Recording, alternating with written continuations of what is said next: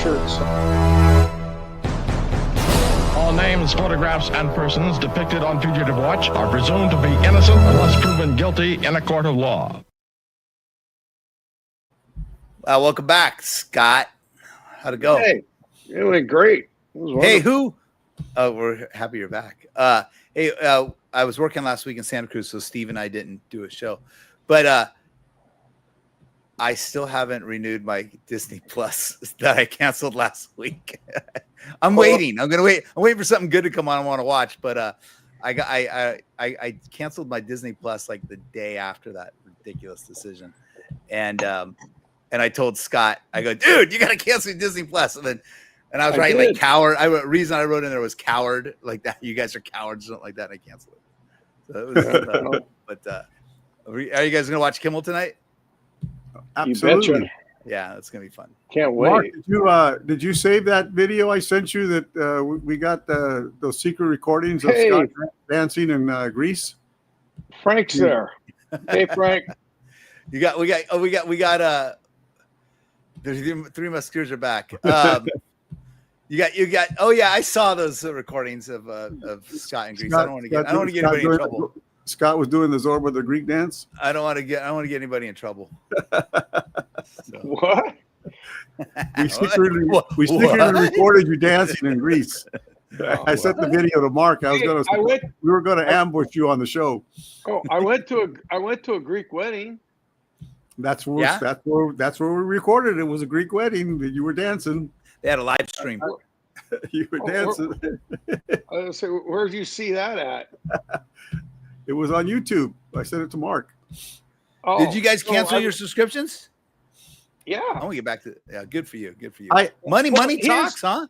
No, I couldn't figure out how to cancel it. I was trying to cancel it, and I was Googling, and the thing kept crashing on me. It was crashing because everyone started doing it. Yeah. Yeah, and then by the time I got to figure out how to do it, the Disney had caved.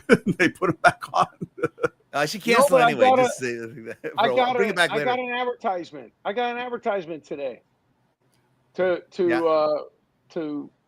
re-up. They'll give you a deal. Yeah, I think they're offering like. It's $2 more. It was $2 more a month. I thought they were offering like three months off if you don't cancel. 3 months free. I mean.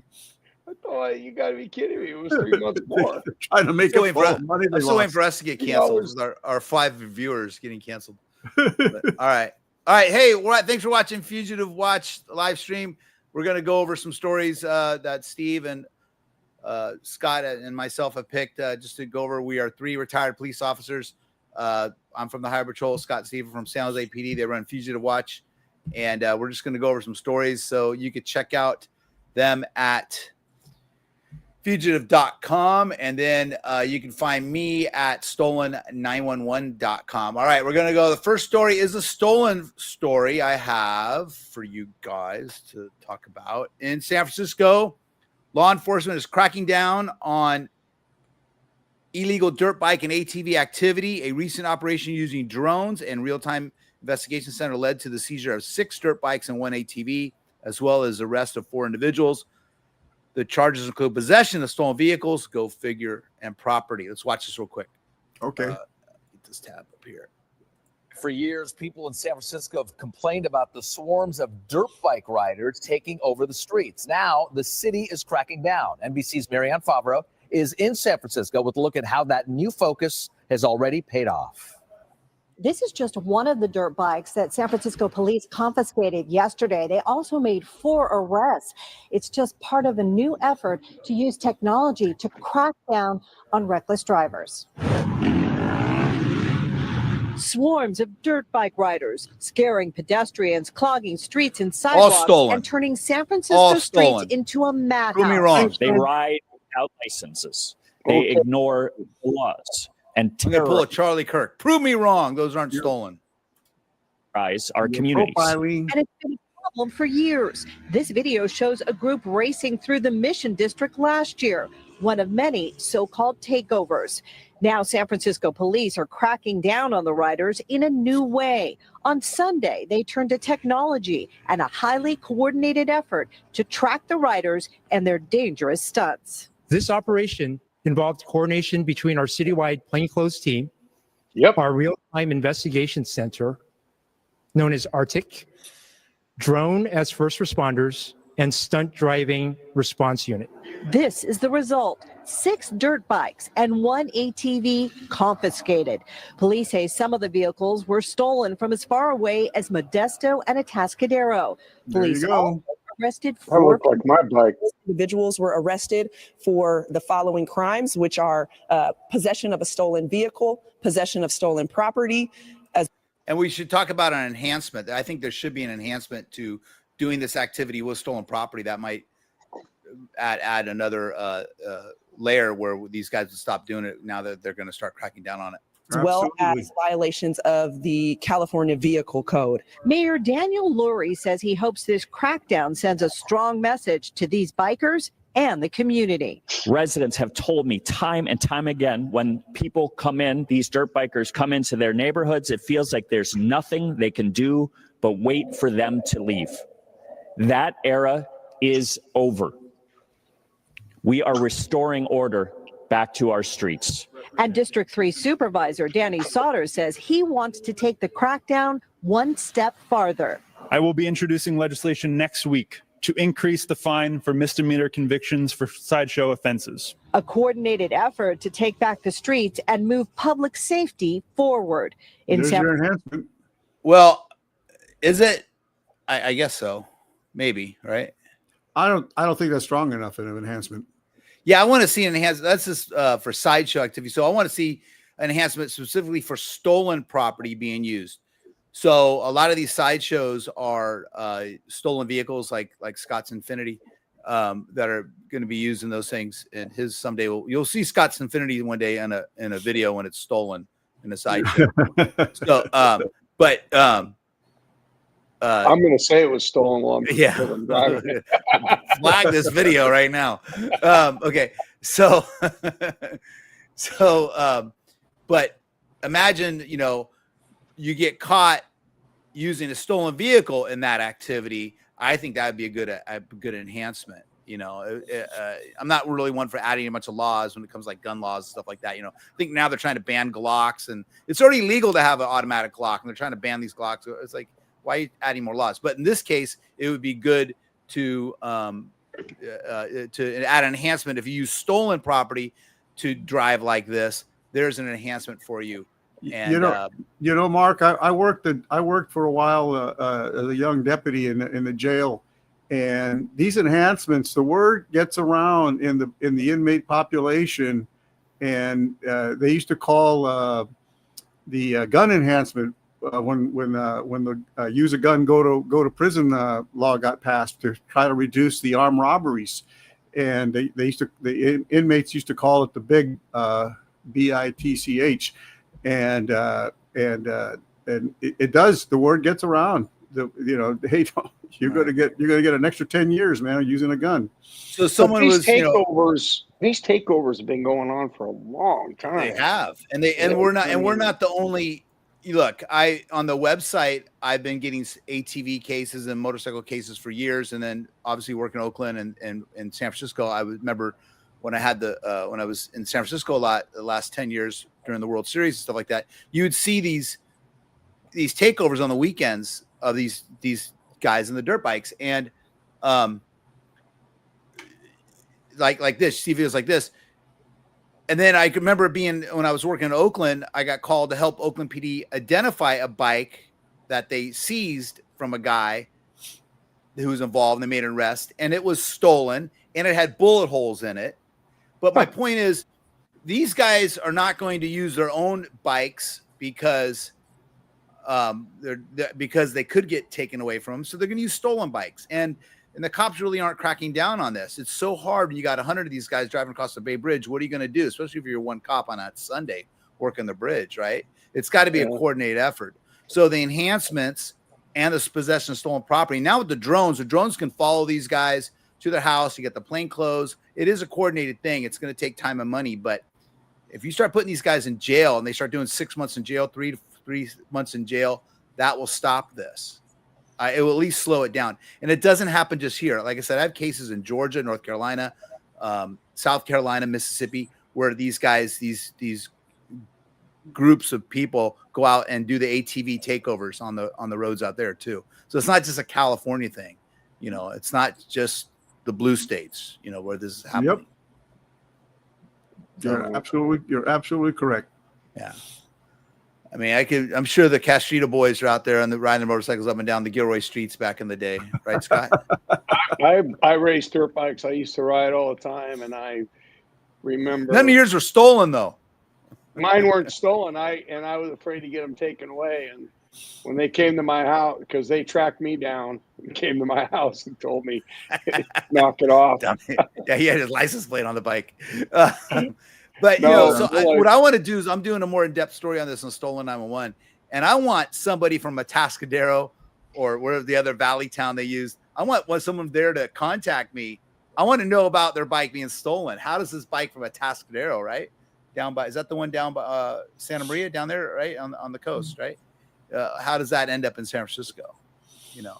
So. Yeah.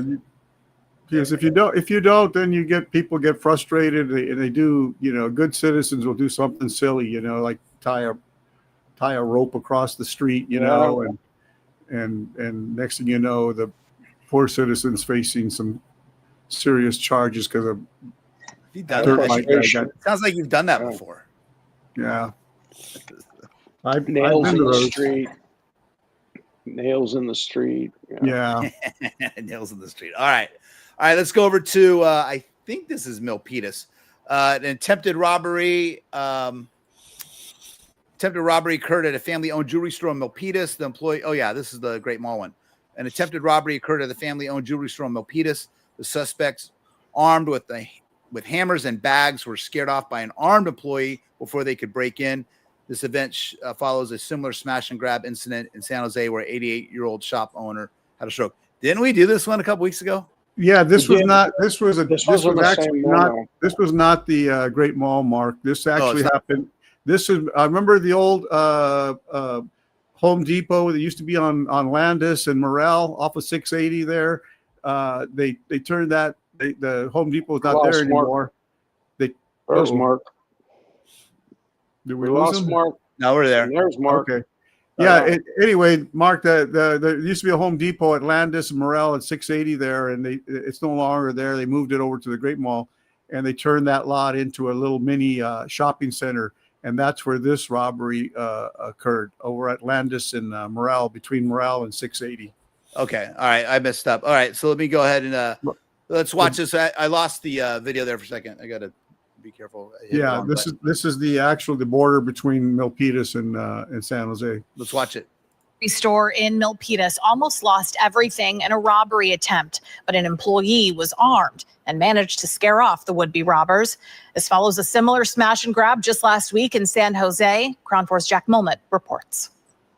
Surveillance video shows a large number of people rushing a jewelry store in Milpitas Wednesday, I thought this was the armed same with one. hammers and bags. But instead of breaking in, I feel that if they didn't have that weapon to scare them off, it would have been worse. 2 bullet holes, one here and another here at the storefront in front of Fine Jewelry here in Milpitas. It wasn't enough to scare off the would-be thieves, but local politicians and community activists say that's not enough. They're calling on the state to do more to prevent crime. This is an ongoing issue. We need to have Governor Newsom step up, and he needs to fund Proposition 36. A group of nonprofits and political groups rallied in old white men across California going, Newsom! Yeah. in front of Fine Jewelry Wednesday, saying these crimes are preventable. During a smash and grab in San Jose last week, thieves shoved an 88-year-old shop owner who later had a stroke. It's happening more and more frequent, and this is not okay. Rally goers say they want Governor Newsom to properly fund Proposition 36, which would make it easier to prosecute thieves. Organizers say the South Bay is seeing a crime wave. We asked for data pointing to if there is a danger to the public. There's a lot of unreported crime that's occurred throughout the Bay Area, so that needs to be factored in. What we're seeing is just a general. So that was the answer to the data question. Well, there's a lot of unreported, but you can't prove that. Okay, watch how that answer. And I'm not. Hey, I agree. I think the state should fund this better. Newsom, whoever should fund this better. But that's kind of a BS answer, and you hear that a lot from people from the far right about unreported shit going on. Hey, Mark, how much want to bet they get away in stolen cars? Oh God, they do. I'm sure they do. So isn't this the same story we covered a couple weeks ago? No. Yeah. No, it's not. No, it's not the same story. Oh, okay. It was the same MO. They did the same thing. Right. We covered the old guy getting pushed down, but I thought we covered this one too, Milpitas. Yeah. This is a couple weeks old. No, they did another one where they shot it at the window too. It was a completely different story. This is a separate shooting. I think what's happening is these store owners and employees, they're going to start carrying guns, and you see how tough that glass is too, because they got that special film probably on that glass. Those guys are banging on that glass, but apparently a bullet's going to go through it. Well, Scott, while you were in Greece a couple weeks ago, same kind of robbery went down in Oakland, and the store owner and his employees were all armed. And they wound up shooting all five of the robbers. Shot all five of them, killed two of them, and wounded three of them. Sent three of them to the hospital. We published their names to figure out where they're from yet. I'm curious what neighborhoods they're from. I saw the story. I was monitoring. Yeah, I did see the yeah. story. And then one of the employees or the owner, was wounded also. Has the families of the people shot and killed come out and said that the police executed them, or I'm just curious. I haven't seen that yet, but I expect that to be coming down the pipe. Okay. I'm gonna check it But out. the employees not the employees, but the victims are getting frustrated. I would if I was a jewelry store owner. Okay, we're going to move on to a 911 caller reports a man with a rifle walking down the road who at one point points the gun at a turning car. A sheriff's office deputy arrives on the scene and tells the man to put the gun down. The man refuses, and the fireworks begin. I don't know where this is at. Okay, County 911, what's the address of the emergency? Weber Road, Weber and 231, down Florida. Okay, what's going on over there? There's a guy in a red, maroonish, long sleeve shirt and black pants with a cane that is walking with a rifle. Not sure of the exact gun. Not even sure if it's BB, but I know a car went to turn off Weber just a second ago, and he took the gun off and pointed it at the car as the car was turning. Bay County Sheriff's Office, where is your emergency? There's a guy walking down at Weber Road with an assault rifle and found him. Okay, what is your name? And okay. I was actually just heading home because this is the same guy that was stalking me at my work yesterday. Okay, just stay on the line with me. Are you close to Edward Road in Weber? Yeah, I just kept driving. He waved at me and smiled, and I didn't turn down Edward. I just kept going straight. Mr. Smith. How do you know my name? I didn't give you my name. I know you didn't. reach for your gun. It don't work. Mr. Smith. I'm not reaching for mine. I know reach you're not. Reach for yours. Mr. Smith. Reach for your gun. Grab that by the strap and put it down, please. Camera on? I don't see no red It's light. on. Sure. Mr. Smith, do you know where you're at? Yeah. Where you at? Bay County. Come on. Is this in your height? Nope. It is hot. This is Carolina. Wait, so is it legal to walk around with that gun? And Florida is one of those any fool can carry a gun states, and you can tell by the tactics that this officer is approaching a man armed with an assault rifle and a gun, who has been told that he's pointing it at vehicles. I would hate to think that any California police officer would use these tactics in approaching a man like that. It looks like, is that a gun on his side? Yes. And when I taught the police academy, Steve, it's about freedom. It's about freedom, Steve. A cadet who did this would not pass that exercise. Okay. All right. Let's see. Okay. Can I take that off you? Huh? Can I take that by the strap and get off it? You worried about it? You got a gun. You got two of them. I know you got two. Why as you well. want mine? So why you want just one? Mr. Smith? Hey, I'm telling you, you touched me, bro. I Mr. talked about Smith. this shit. Hey, one more. Hey, grab it. Don't you touch it. Don't. No fear, Man, I got one at gunpoint. No fear. No, Put it done. down. Yeah. Hey, shots fired. Drop the gun. Drop it.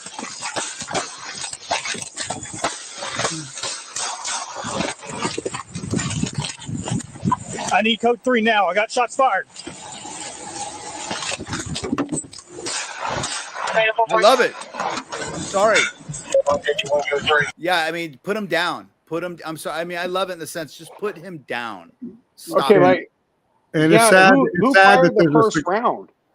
Did that guy fire a round at Yes. the officer? Or he pulled because he pulled the gun out. It doesn't really matter. As soon as he grabbed that holster, as soon as he grabbed that I'm handle, not- that would have been a good shoot. So yeah, I no, mean- but I'm just wondering if he got a round off. It looked like because I saw the weapon come out, but then he had his weapon out, and then the shooting started. I didn't catch who got the first round off. Hey, shots fired. One subject down. And it's sad that such a large portion of our society thinks that this is the price that we have to pay for the Second Amendment. Weber and 231. This is not a well-regulated militia. No, it is not. Okay, just let's be clear about that. Yeah, I agree with you. All right. Back up. I did like his tactic of running around the back of the car. Yeah. 25A covered Weber in 231. They forced the ground code 3 from Penny in 231.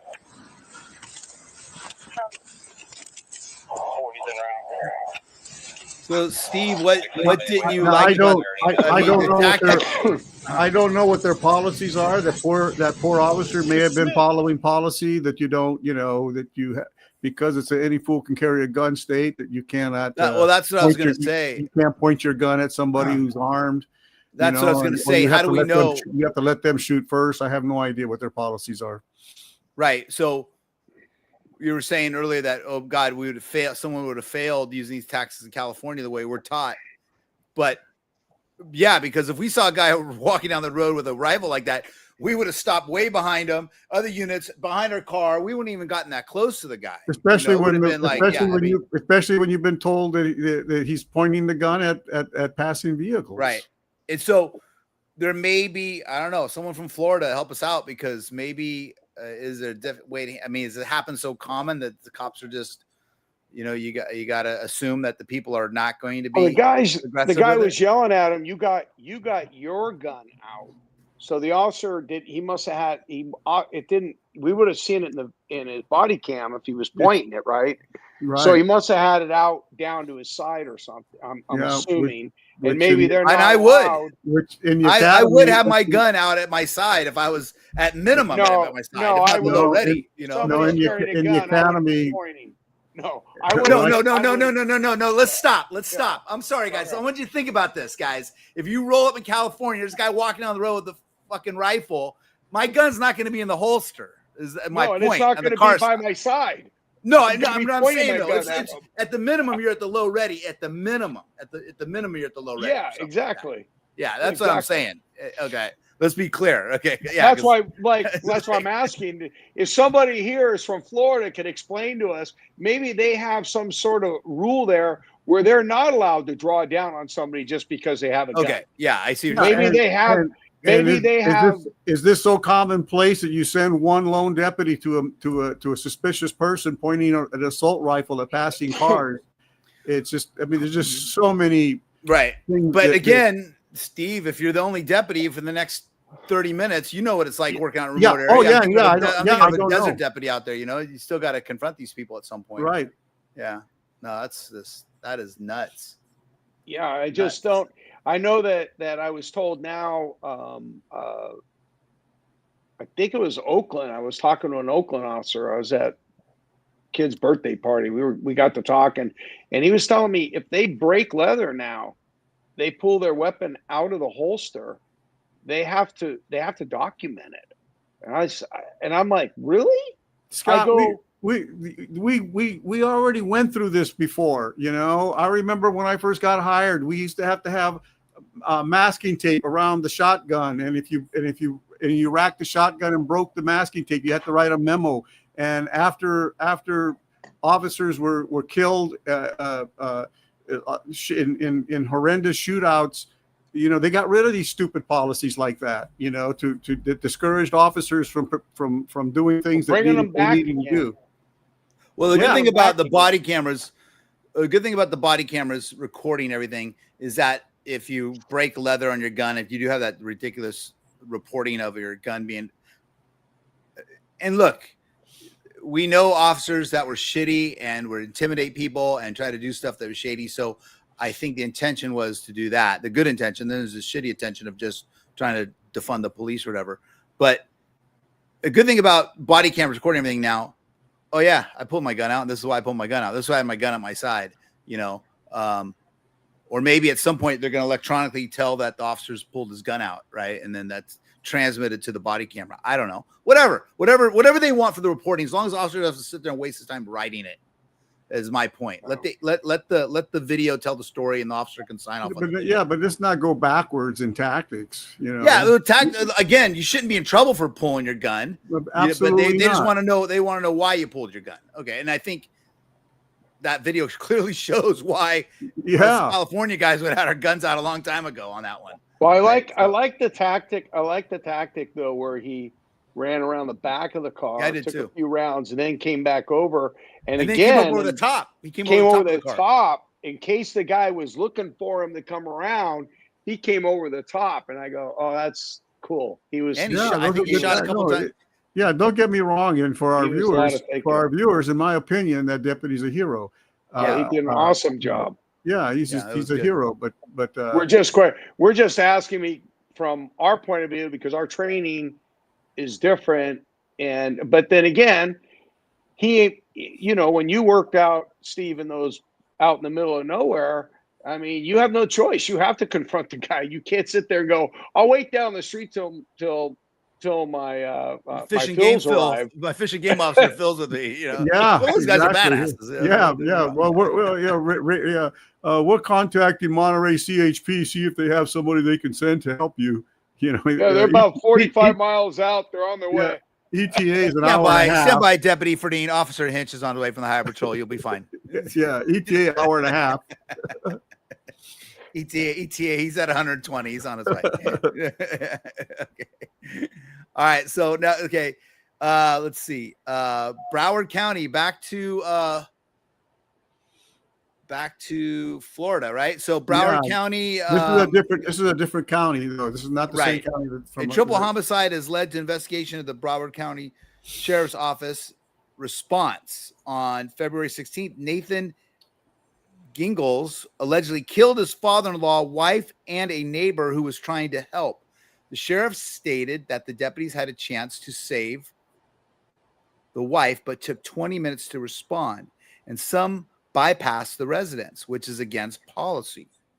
As a result, a sergeant was terminated and 6 deputies were fired and dozens more suspended. Let's watch and then we can talk. For months, more Broward County deputies including the fired captain, for I their believe, response to a tragedy in Tamarack. And the Broward sheriff sharing strong words today about his office, how it mishandled this triple homicide. And Local 10's Magdala Lucene joining us live now from BSO headquarters with much more. Magdala.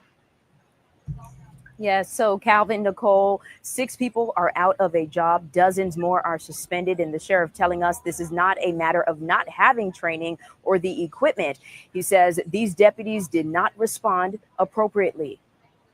Broward Sheriff Gregory Toney meant business when he wanted to find out why it took his deputies 20 minutes to help Mary Gingles after neighbors in this Tamarack neighborhood called police about hearing gunshots. What I can't coach is courage and effort.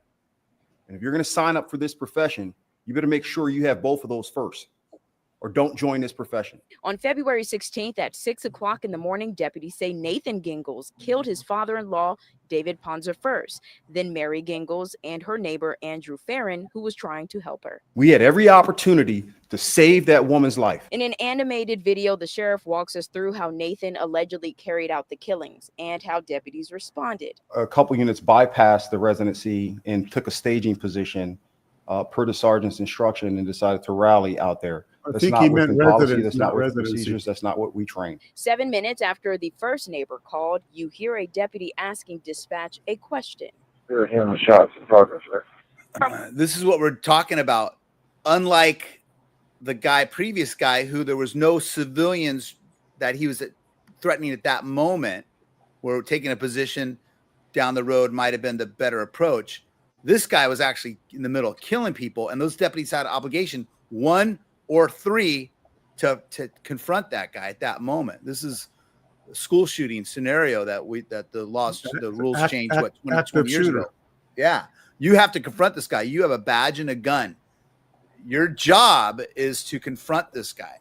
I don't, that whole go home safe and all that stuff. I love it, but your job is you're getting paid to put your life on the line. Yes, you get paid the big bucks for that. What I'm understanding, yes. Sheriff Tony says at some point a deputy rushed over from Deerfield Beach and would be the first one to arrive at the scene. Is everyone else? We'll be on the radio and ask standing back there. There is some level of liability on the sergeant's position for some of the orders he gave, and that's why he is gone. In addition, 6 deputies have also lost their jobs. The deputy union president says he believes the deputies could have performed better, but adds no one deserves to lose their job. The facts will speak for themselves, which will show that our members could not have done anything different to change the tragic outcome of that day. Andrew Farron's uncle reacting to the internal affairs investigation. It doesn't bring my nephew back. Mistakes were making and lives were lost. I'm glad that there is accountability, but is it going to change anything? As for this investigation on the internal affairs side, it's over. But the union deputy president saying today that he plans to fight for each of these deputies in this case. We're live. Mark, from what I understand, I watched several videos about this story. The sergeant directed the officers to stage, to meet him at a certain location down the street, not to go directly to the scene of the reported active shooter. And that is against, according to the sheriff, is against their policy. Like you say, they need to confront the shooter.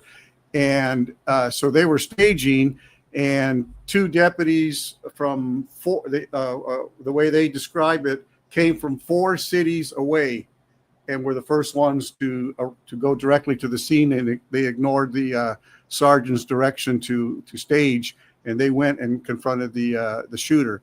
And the one I really feel sorry for was the probationary deputy who also got fired for following the sergeant's directions and staging with him.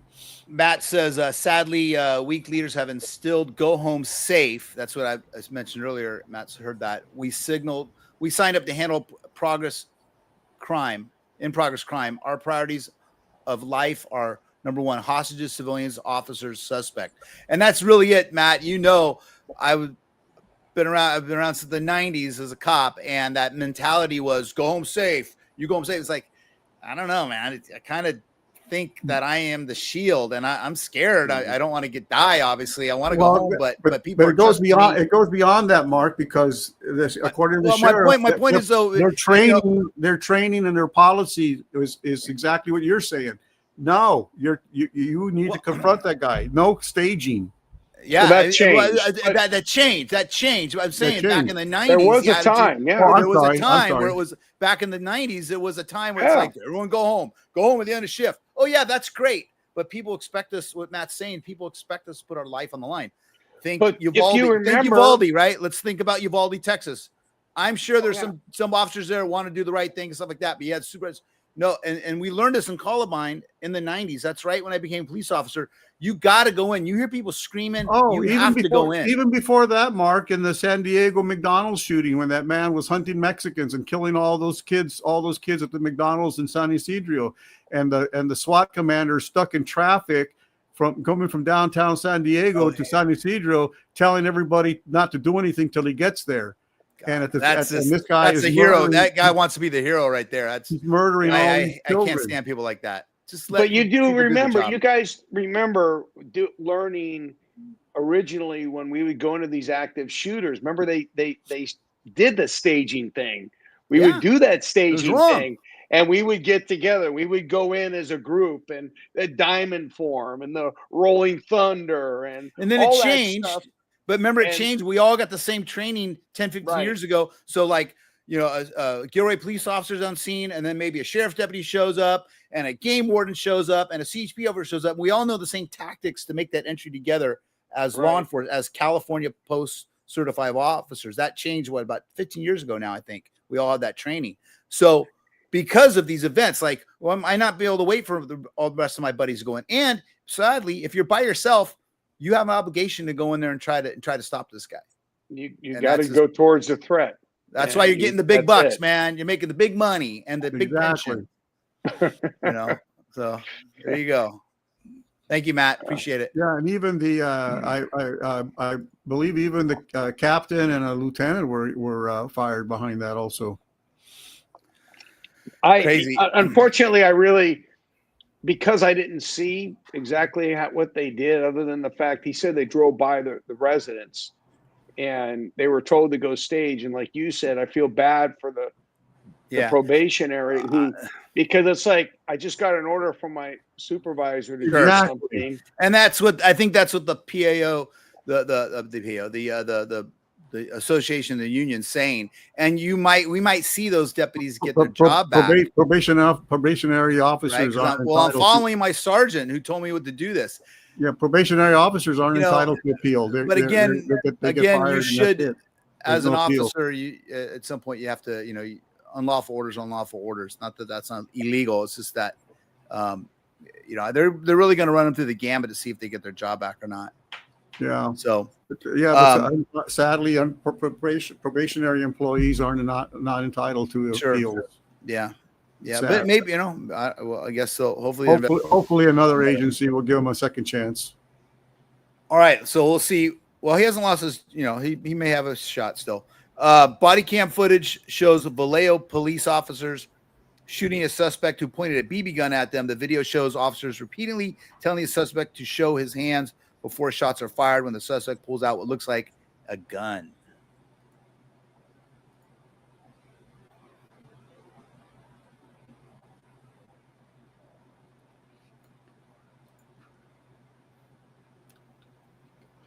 No sound here, so there we go. Yeah, the sound will kick in. He has his hands in his pocket. Hey, let me see your hand. Hey, let me see your hand. Hey. Drop the gun. Drop the gun. Yeah, we got shots fired. Shots fired. I want to go look at that again. I was going to say, let me watch that again. So he walks up, points a gun. And then he has his hands in his pocket. Hey, let me see your hand. Hey, let me see your hand. I'm laughing because it was just so friggin' clear to shoot, right? And I was just so amazed by it. Like, well, okay, you're dead, And so he gets out, he points the gun, and then he goes, "Oh shit, cops!" He has his hands in his pocket. Hey, let me see your hand. Hey, let me see your hand. I mean, are they in trouble for shooting him? I don't know. I mean, the guy put himself in a bad position, in a bad situation there, and the officers did what they had to do. But I'm just saying, I already see where people are going to make a complaint, But you're gonna see an attorney with bad hair and a nice suit come on the news pretty soon. Is what you're saying? Oh yeah. All right. Hold on a second. Let's watch it. Drop the gun. Drop the gun. Yeah, we got shots fired. Shots fired. Keep your hands up. Vallejo's been in it so many times. Yeah, we got shots fired. You know, my God, how much of this have they seen? Here we go again. Hey, keep your hands up. Hands up. Stop reaching. Stop reaching. Hands up. Matt, this was a couple of weeks ago, Matt. Back left tire. So Matt, they got called of a guy with a gun. Turned out to be a BB gun.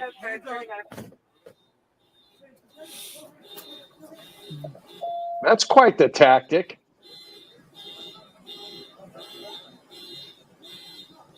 What was that, a clown car there? How many guys did they have in a car? It's like a San Jose PD stop back in 2002. What was that? 6 officers on one car. What's going on?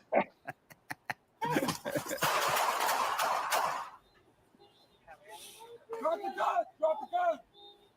Matt, that was a couple of weeks ago, Matt. Yeah, we got shots fired. Shots fired. Keep your hands up. Hey, keep your hands up. Hands up. Don't reach. Hands up. Whatever that looks like guns by the back left tire. Yeah, I'm good. Hands in his pocket. Hey, let me see your hand. Hey, let me see your hand. Drop the gun. Drop the gun.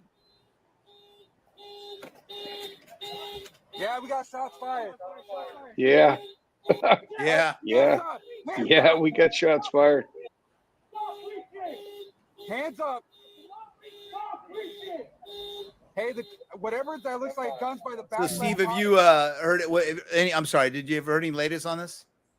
No, I haven't. But again, from what I understand from the Daly City shooting or South San Francisco shooting, whatever it was, when we did a couple weeks ago. One of the water. Yeah, when the new law is that if it's not a real gun, it's considered a fake gun. They're considered unarmed, and I guess it automatically falls under the jurisdiction of the Department of Justice for an investigation. And so I don't know if this one falls under the fake gun or false gun or replica gun. Matt says, I mean, clearly he pointed a gun, replica or He not. clearly pointed. He jumped out and pointed a gun at him. Yeah, clearly. I mean, you saw that at the beginning there. Yeah, I laughed. It's broad daylight. It's not the dark. It's not. No way he's going to mistake these people for ICE agents. Yeah, I'm just saying that it seemed like as soon as he did that, then he kind of is he turning to see it? Do I have a way out? Because he didn't drop it. No, he didn't drop it. He didn't drop it. I mean, if he should have went, whoa, got through the thing off. That's what I was laughing how obvious it was. Like, okay, shoot the guy, because he's going to shoot at you, right? So, from what I've been told, Matt saying I've been told that by detectives that the DOJ has discretion. They are not responding to replicas at this time. That's good. It's nice to have discretion. Thank you, Matt. All right, so let's go to in the South City shooting that we did a couple weeks ago. The district attorney himself told the in the press conference, said that he's hands off. It belongs to the DOJ. He says because it's a replica. This is kind of I think this is back in Florida. Nope, wrong one. Sorry.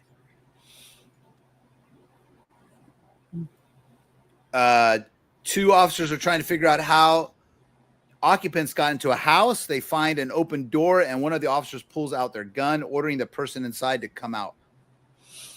Center 4.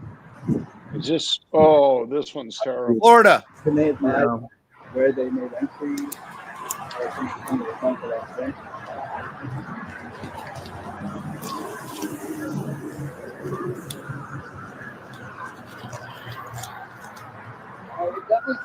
I think they're investigating a home invasion call in this incident.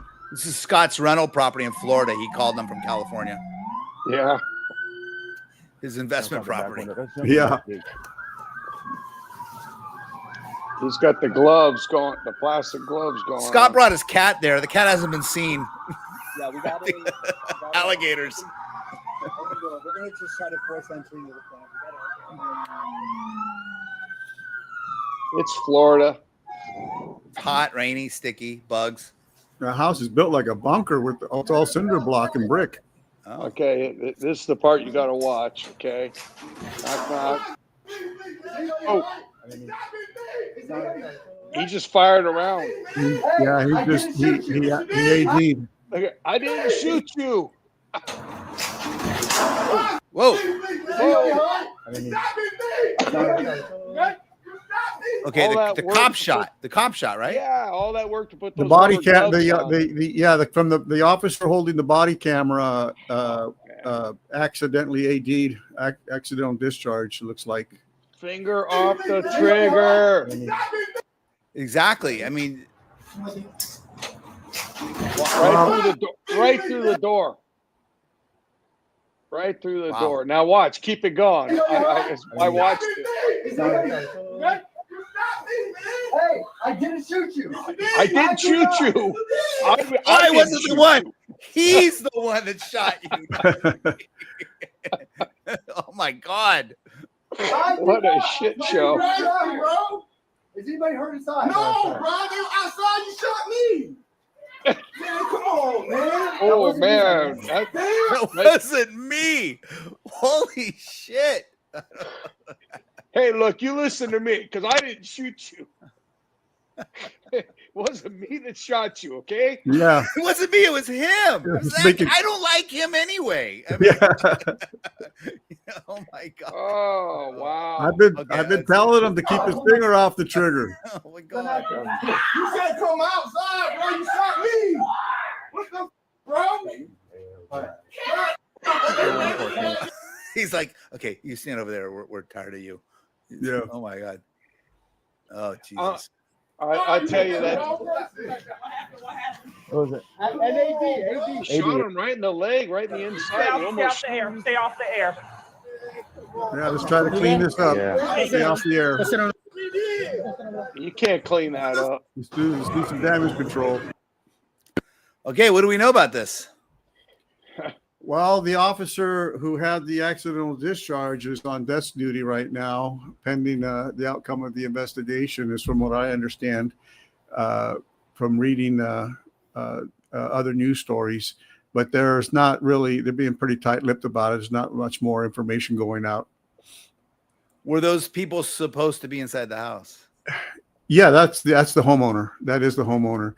Yeah, and, what I read is they called in that there was somebody trying to break into the house or something, and they thought they were having a home invasion situation. Right. And they called the police, and now the police come out. So they don't know who they're dealing with. They knock on the door, but obviously glove up here. Matt, if you're watching, the current policy, I mean, ever since I was my fingers along the rail. Yeah. You know, if my finger was going to hit that trigger, it was because I was going to pull the trigger. You know, and Mark, I'm sorry to say that I have been witness to many accidental discharges, and yeah, but it usually happens to the smartasses in the locker room. You know, shoots themselves in the ass, right? All the gun experts, right? Yeah, but no, and we have seen ADs in the field too. But I'm saying super dangerous. Yeah.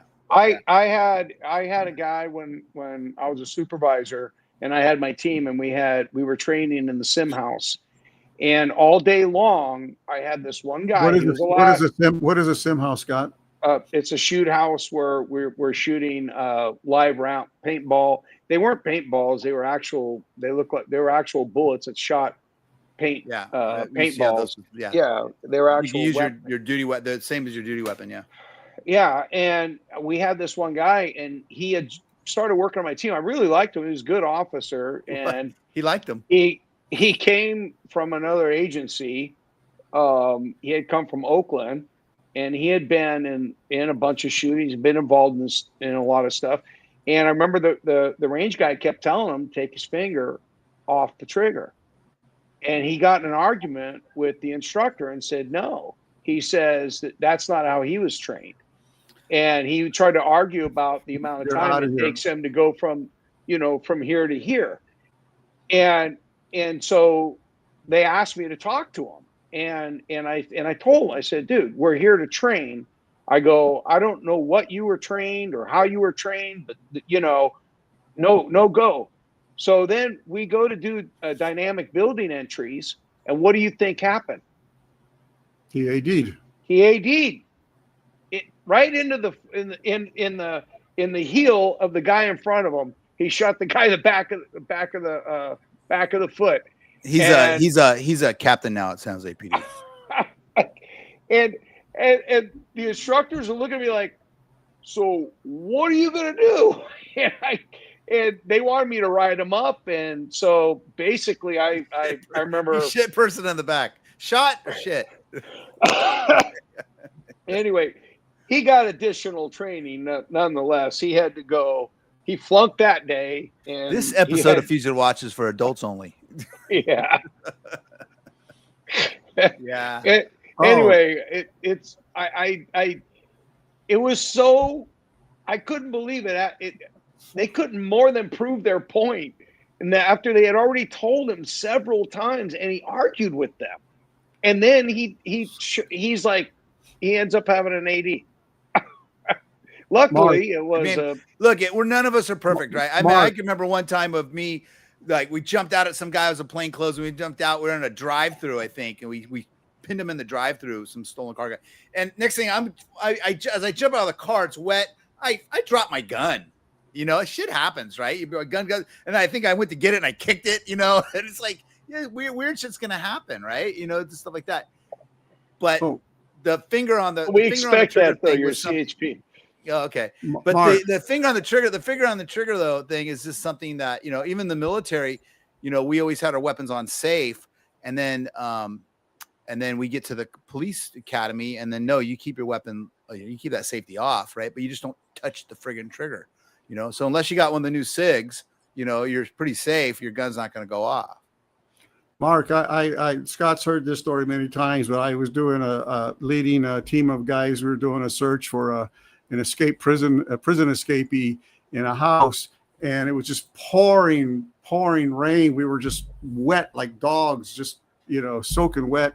And the guy in the back, he's holding a shotgun, and the shotgun's wet, his hand's wet, and apparently had his finger in the trigger, and the shotgun just slipped down like this. And when it slipped down, he went to grab it, and boom, and he could have killed like the whole team with that shotgun. And fortunately, the shot went into the wall. But ADs are no fun. No, they're not. All right, so let's go over to, let's see. How many bullet holes, Steve? Remember your guys, the old locker room? How many of those locker rooms? We got 80. All right, let's move over to Washington. A 13-year-old in Washington was arrested after police acting on a tip seized 23 guns from his home. The teen was allegedly fixated on school shootings and had been making disturbing social media posts, including one on Telegram that said, "When I turn 21, I'm going to kill people." 23 guns from the home of a 13-year-old who appeared to be fixated on school shooters. Police arrested the teen after finding some disturbing social media posts.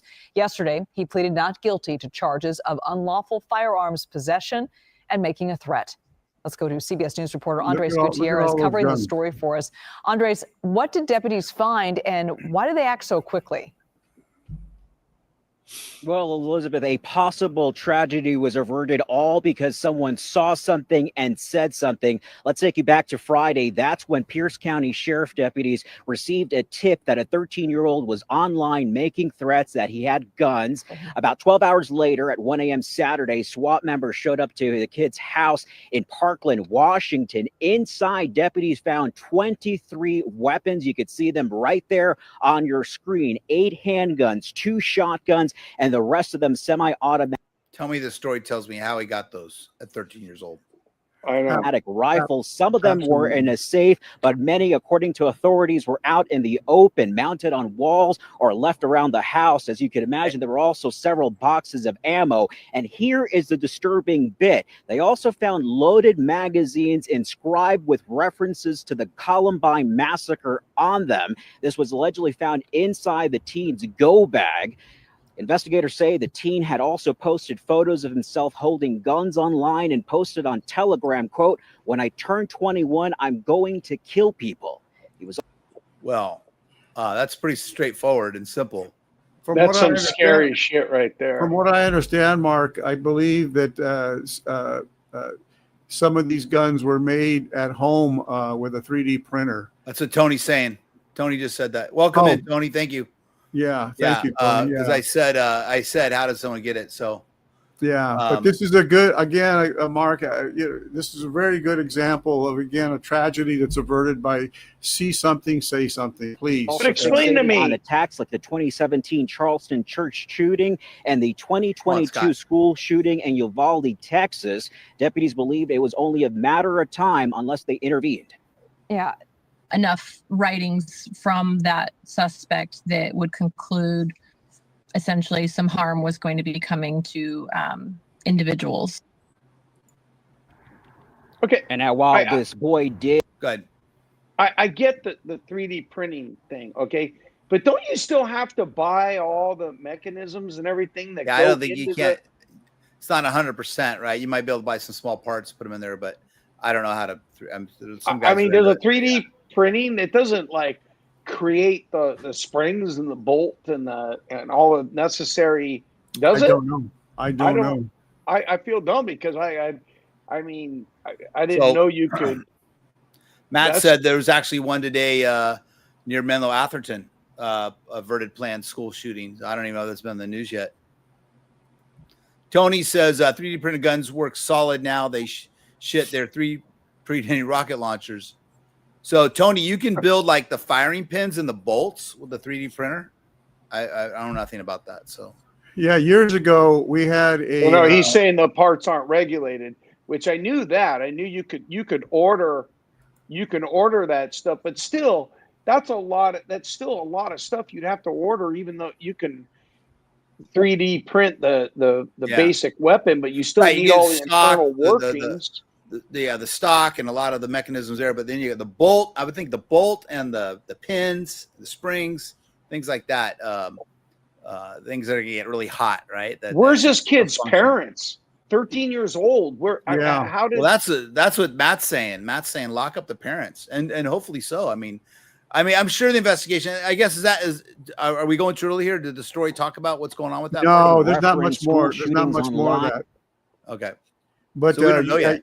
Years ago, before when CVS used to be Long's, some guy had taken a bunch of pictures and taken them to Long's to have the photos developed. We know this story. We were all there. Okay. Yeah, and that was the East Side kid that was had the bombs and stuff under his bed, right? Right. Yeah. And the employee called and said, "Hey, these pictures."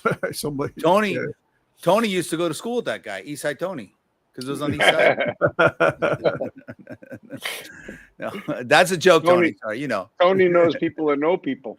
Yeah, I think that was around 2000. That was around 2003, 2004 when that happened. Yeah, to our viewers, please do not be afraid to call, or try to rationalize when you see something suspicious. Call the police and let them earn their pay. Have them go out and investigate. But the material that it would take just to make all those weapons can't be cheap either. No, exactly. Where's the money coming from to buy all that material? Yeah, them parents got some explaining to do. Yeah. Okay, got another weird one here. An officer responded to a call for a wounded deputy and was trying to help him. A sheriff arrived on scene and got into physical and verbal confrontation with the officer. Now, this is the sheriff, not a deputy. The sheriff of the county. Sheriff. Okay. It was later revealed that the deputy had shot himself and was arrested for making false statements. So we'll get a weird one here. Matt, EBT. I got a deputy down in the road Hang on, buddy, we're coming. A Hiawassee officer races outside the city to help a deputy shot in rural Towns County. Where you at? Where you hit? Where you hit? Deputy Austin Bradburn is still holding his gun. Which way did you go? Hey, we've got you. Which way did straight? Austin, we got you. We got you. Straight down. Straight. Hiawassee officer Jose Carvajal, a combat veteran, directs deputies to stop the bleeding. Where you hit? All right, we found it. Leg hit. Go ahead and put that tourniquet on. All right. He's been hit in the left leg. In the dark, Officer Carvajal ends up picking up the deputy's gun instead of his own. When the gurney showed up, we started to pick them up. I stepped on the gun. Somebody said there's guns down here, so I reached down thinking it was mine. Put it in my holster. Finished putting him on the gurney. Realized it wasn't mine. Grabbed my gun, took his out of my holster, put it into his holster. Hey, got his gun? Yeah, that's his gun. It's in there. You take it. Wait. Get the gun out. Took it out of his holster, stuck it in my waistband because I had already touched it. I already messed with it. I already kicked it. It was better for me just to leave it there until GBI showed up. Let's talk about this real quick. Then there's a lot of confusion going on, right? I mean, your guns and you're trying to secure it, and then he picked up the wrong gun. He said it, right? Yeah. I mean, he grabbed the wrong gun. He put it in his holster. I stole it was, yeah. I actually took the wrong police car once from a scene. I'll get into that story in a minute, but go ahead. Kenneth Henderson showed up. Sheriff, we're just coordinating the scene so that nothing else gets touched and nothing else happens. Listen to me. Move back out of the way. Roger that. He's the Towns County Sheriff. You got that gun. I do. It's right here. We moved it out of the way. I don't care why you moved it, bud. We moved it out of the way. Get I'm not touching it again until GBI shows up. Unless you want to grab it, you can grab it. No, I ain't grabbing it. I'm not touching it anymore. You should know better than that, buddy. Really? Oh, really? So this guy's the sheriff? Yeah, this guy's a real piece of work. I looked him up, Steve. He's a real. He is a menace, man. Talk about a toxic work environment. Oh, God. And so does this guy he's confronting? Does he work for him? No, he works for a city police department. Oh, good. So I'm glad the officer's talking back to him, like, "Hey, dude, relax. We're we should know better." I'm sure this sheriff. A couple years earlier he was recorded by his employees yelling at his employees, telling them that this city, Hiawassee, I think it's called, they're his sworn enemies, and he was mad at them because they had met and were having lunch together. Because his deputies were having lunch with the city police officers, and he's got a small penis. Yeah, and I do not know. Drives a big truck. Oh, sorry. I'm surprised somebody did not take him to AIB and check him to see if he had been AIB. You know they don't call it that where the fuck this is, right? They don't call it AIB, right? You know that is a San Jose thing, all right? Okay. All right. Hold on a second. You're not trained better than that. Let me get a pair of gloves. Get away from me. Hey, don't tell me to get away. No, get it. Hey, don't touch me. You listen. Don't touch me. Shut up. Oh. What are you doing? What are you doing? You're the one. What are you doing? Somebody take the sheriff to the ground right now. This is ridiculous. Wow. Guys, what an embarrassment. You stupid son of a. Why did you pull a gun out for? You stupid. Oh my God. Sheriff, stop. Sheriff. What are you doing, Sheriff? Please. And remember the deputy who touched the wrong gun is a combat veteran himself, right? He's a police officer, not a deputy. Okay, you're right. Okay, I'm sorry, but I mean, the guy who the sheriff is upset with is a combat veteran. Correct. Already. Correct. Right. Okay. Can somebody get a gloves on and get that weapon out with a set of gloves on? Somebody get the gloves. Get this gun. The sheriff's own deputies had to hold him back. Holy we got a deputy shot. We're arguing out here. You listen. Don't touch me. Shut up. You what are you doing? Right down there. You do understand this is all on camera. Son of a Sheriff. You're the one that's going crazy. We got a shot deputy, Sheriff. Yes, we do. This is not the time and place. We'll get this taken care of. Okay? We'll deal with this on the back end. Told him to give me the gun. The sheriff had said he wanted the city officer to lay the deputy's gun back in the crime scene before the Georgia Bureau of Investigation arrived. No, I'm going to stay right You here, better Sheriff. listen to me. Don't touch You me better, again. Oh, I will touch you. Don't touch me. You want arrested? Go ahead. All right, you're going to get arrested. Go ahead, Turn Sheriff. around, put your hands behind your back. Okay. You're going to jail. Hold on a second. Let me go ahead and put this camera on. Yeah, go ahead. Go ahead and get it on. Go ahead. Have somebody go ahead and do it. Yeah. Go ahead and have somebody arrest the sheriff. Yeah, you're arrested. I arrested.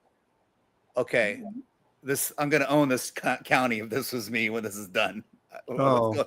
What's going on, Steve? Tell me. That officer's totally doing the right thing. He made a mistake. He picked the gun up. He's already. You make mistakes. Yeah. Well, it wasn't really. I mean, the confusion. Thought it was his. And it's a lot going on. I don't know. Yeah, but at this point, you don't go put the gun back on the ground, right? When your fingerprints are all over it, That's right. And you explain what happened. You explain what happened. You own that. You own it, and you explain it when they show up. You turn it over. They take it as evidence. You make a statement, and the officer's completely in the right here. This sheriff, I'd be like, go ahead, man, arrest me, because I'm gonna retire early. I'm gonna take your house too. Oh my God! If he's got one, yeah, I would civilly. I hope, God. Yeah, but the sheriff has been a problem for years, and many people think that we're way past time to have elected sheriffs. That this is a really good example of why sheriffs should not be elected. They should be hired just like a police chief. But you put your hands up here. Come on. Get this gun off this maniac. Come on. Hold on. Get the gun off this maniac. 305 towns. Just to let you know, 101 is placing me under arrest. Yes, 101's placing you under arrest. Here, let me go ahead and here. Let me go ahead and take this stuff off. On a Here, let me crime go ahead and- scene. Okay. 101 is placing me under arrest. What? 305 just got placed under arrest. And when I told him we needed to get that gun down, he didn't leave. He said, Shut I'm up, not you old leaving fool. it. No, I didn't say that. Yes, you did. Yes, you did. Body camera, Sheriff. Go ahead. Come on, hurry up. Put the cuffs on me. It's 2024, No, I didn't say 2025, that. Sheriff. Exactly what. What's nice is that it's all on body camera. It's all on body camera. I don't care if it's on body camera, buddy. And that was on my camera. What an embarrassment! What an embarrassment for his family, his grandchildren, or his mistress. You know what the fuck? I mean, what an embarrassment this guy. He's got to be drunk, right? I suspect that. I mean, this is my personal opinion. I do not know that he's drunk, but that's just not a normal behavior for somebody who's sober. His defender's going to say he was concerned about his deputy. Of course, everyone's concerned about the deputy, but yeah, this is thank God for body cameras. Thank God for body cameras. Yes, because this is why they're there, to prevent this shit from these assholes. What the sheriff should be doing, he should be on his way to the hospital to go meet with the deputy and the family and take care of that end. That's his job. Let these guys do their job and him get the hell out of there. He doesn't know what he's doing. Okay, so Tony's like, that sheriff definitely took iPads for CCWs. Tony's referring to our own past sheriff here in Santa Clara County, who is allegedly, and there's a civil trial that happened with that. They're taking bribes for issue CCWs. He obviously he let his hatred for the police department override any common sense. It's just an embarrassment. I'm at a loss for words for the back. That's ridiculous. That's the most ridiculous guy I've ever seen in my He life. held that officer in handcuffs in the backseat of the car for like 30 minutes. Oh, Steve, did you hear that, Steve? He said some. What's that? Listen to what he says here. Some deputies walked away. Others stood in disbelief. That's what we're more concerned about, not the shot deputy. And that right there just shows. Yeah, that's insane. Okay, so these are his own employees saying what they feel of this situation. Yeah. Well, wait till the story takes a kind of a twist. I think he said. And Jose said, "I'm not going to do anything with the gun until the GBI gets here." Right. And then sheriff come after him and put his hands on him. Y'all seen the sheriff put his hands on Jose first, didn't you? That's what I saw. That's what I saw. I'm not lying. No. When the GBI talks, it's what it's going to be. This is so wrong. I don't even know if that's the word. Maybe he wasn't This drunk is because immoral. nobody in the body camera is saying that they smell alcohol on him. I mean, Maybe they're that- being that- recorded. That's just his demeanor. Well, this is fascinating because we're getting the process of these two younger deputies who work for this sheriff. That's Chewbacca with you there, Scott. And they're actually letting it play out live on their body cameras. Like, hey, what I just saw is wrong, you know. And again, we all make mistakes, you know. I'll tell you about me stealing a police car in a minute, but we'll let this play out. Apparently, it's got a twist. Closer. They're talking about their boss. He's more concerned with the city of Hiawassee than the guy shot deputy. This isn't the first. This isn't the second time. This isn't the third time. He's more concerned with that department than he is about our own safety. That's the leader I've ever seen in my life. Inside Tony- the city or out here? Tony, you're just a spoiler, okay? I saw Tony's comment. I clicked on it too early. Just right here. Okay. Go pull the video at Valero. You get on my traffic stop again, I will arrest you. Yeah, I'll arrest you right now. Do it, buddy. And we're going to Do it. charge you. Do it. Your ignorance. Do it. Wow. Do it, Go for Do it. In 2022, the sheriff interrupted a different Hiawassee police officer during a traffic stop, arguing that the officer was just outside the city So limits. what? Shut your mouth. You don't talk to me like that. I'm not your boy. Talk to you, Do boy. it. You a boy. Thank you. Thank you, sir. Everybody. Thank you. You remember Buford T. Justice from Smokey and the Bandit? Yeah. Remember that? Yeah. Yeah. That same year, a deputy secretly recorded the sheriff, who was angry at deputies for having lunch with city police officers. Let me ask you, are you going to hang out all the time with my enemies? All I'm getting from this is you don't want us to eat with Hiawassee PD. But I don't want My enemies. I know some people that are very politically charged individuals that I'm related to, and they refer to people as their enemies. And I always that was a code for me. That is like, you have enemies. I mean, I have political differences with people. I don't have enemies though. Right. And when someone says enemies, that is there's something else going on there in their head. people sitting with my damn enemies and being buddy with my damn enemies. How are you, sir? Sheriff Henderson came out of his office when Atlanta News First Investigates was recording video in the parking lot. We've got the video of the officer, the Hiawassee officer, you ordering him getting arrested at the shooting scene. And so we'd like to do an interview with you about that.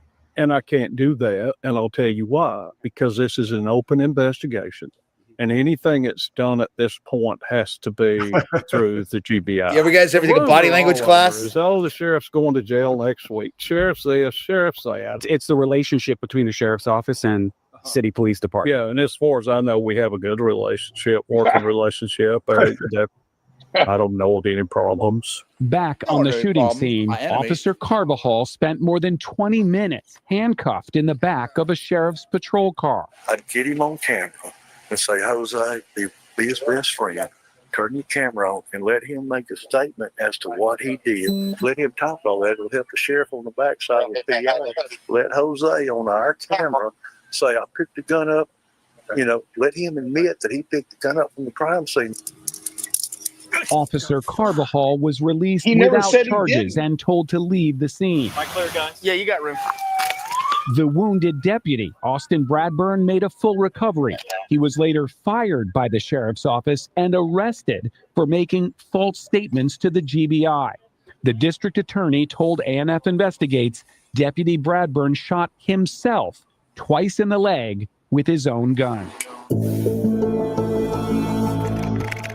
Didn't see that coming. No. Oh, Steve, we're gonna keep following this one, right? You're gonna follow us and let us know what's going on here. Yes. But again, like I say, there are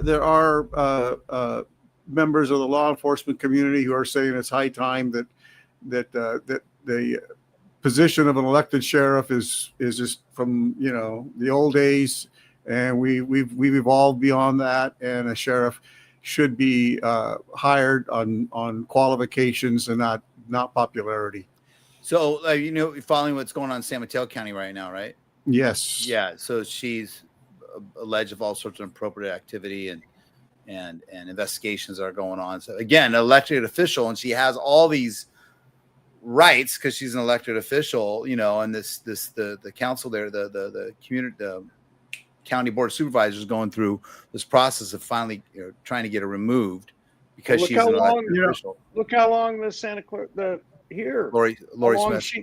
Look how long she stayed with all the stuff that was swirling around her and all the stuff that she was involved in, and big money, Scott protected her for a long time. All those donors, all those rich people donating, wanting this and that, wink, wink, and that. I mean, that's how politics works a lot of times. Mark, I went to the funeral of the deputy. I can't think of his name, who was killed in an ambush at the Outback in Dublin, and the sheriff was speaking at the funeral. He says, "This is the saddest day of my 50-something years as a police officer."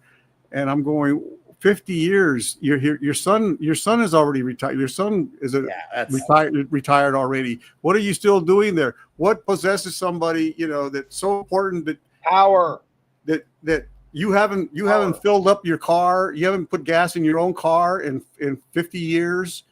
You know, that you have people to go to get your dry cleaning for you, and it just is that I don't understand what's going through their head.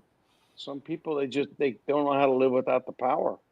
Yeah, that is one of the most fascinating stories I've seen us cover. I'm fascinated with that one. That is just don't you remember the one with the sheriff that went and pooped on the deputies? Remember that? Maybe one, they can. That's true. You know what? Okay, let's do an episode. Not a sheriff. That was a police chief. Oh, the police chief. Okay, let's do an episode in the next few weeks where we just find Mark, crazy. Hold on, let's do an episode where we just review all the stories of crazy police chiefs, crazy deputies. Let's just do like a half hour of all these stories. That, my God. Yeah, but you know what, Mark? I don't know your experience with the CHP, but I have worked for some toxic supervisors. You know, definitely. It is no fun. And most are good. Don't get me wrong. Most are good. No, but you have and we all know we've shared some associations with San Jose PD. I worked for different people at San Jose PD, different task forces on that were like, dude, chill out, you know. And then other ones at San Jose PD that were awesome, best people I ever worked with. Yes, but I worked for a couple supervisors at San Jose PD. Was like, what the fuck, you know? And the Highway Patrol, I can tell you, there's some supervisors, same thing. Like, what the hell? How in the hell? Why are you in charge? Who made the decision for you to be the boss? Because you have no clue what you're doing. But you're a bad leader. You don't lead that way. Okay. So yeah, it happens. It doesn't matter what agency you belong to. You're going to find you're in an elected position as the sheriff, it's virtually impossible to get you out of there. You can be as toxic and crazy as you want. Right. And it's almost impossible to get you removed. You used to tell me, Steve, back in the day, and when I was really young, you used to go, the only way you can get rid of them was they had to catch them in bed with a Shetland pony. But now I don't even think that that's a disqualification anymore. I think that they could go to bed with a Shetland pony and you don't get disqualified. When you work in a sheriff's department, Mark, every 4 years they run for re-election. So it's just a big backstabathon with all the employees, because you have to declare, your allegiance to the sheriff who's running for re-election. Are you supporting the captain who's running against him? And hey, I remember we have friends at the DA's office.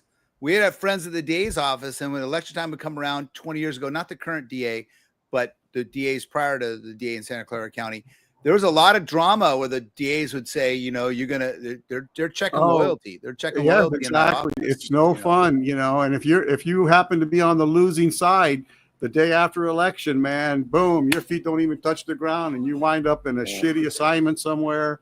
You get demoted. Yeah, it's no fun. Yeah. Well, we got caught up in that. Right, Steve? All right, let's I got caught up in one of the DA elections.